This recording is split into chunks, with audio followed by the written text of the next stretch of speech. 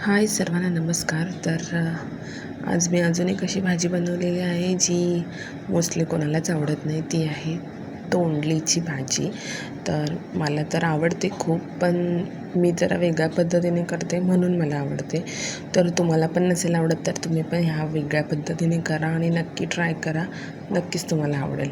तर ह्यासाठी मी आधी इथे तेंडली स्वच्छ धुतलेत, उभी कापून घेतलेत, धुवून घेतलेत आणि त्याच्यामध्ये थोडंसं मीठ टाकून चुरडून घेतलेत त्यातून पाणी निघेपर्यंत. नंतर ते पाणी वेगळं करून आपल्याला पुन्हा धुवून घ्यायची तेंडली. इकडे मी केली फोडण्याची तयारी. जिरे, मोहरी, कढीपत्ता, कांदा, टोमॅटो ही सगळी जिन्नस त्यात टाकून घेतलेत. लालसर होईपर्यंत परतून घेतलेत.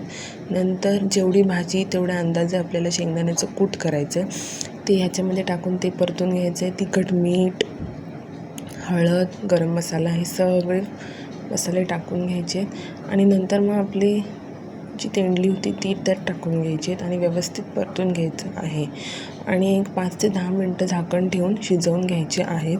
अत्यंत उत्तम लागतात. म्हणजे ह्या प्रकारे करायला लागल्यापासून मला तेंडलीची भाजी आवडायला लागली. सो होप तुम्ही पण ट्राय केली तर तुम्हाला पण आवडेल.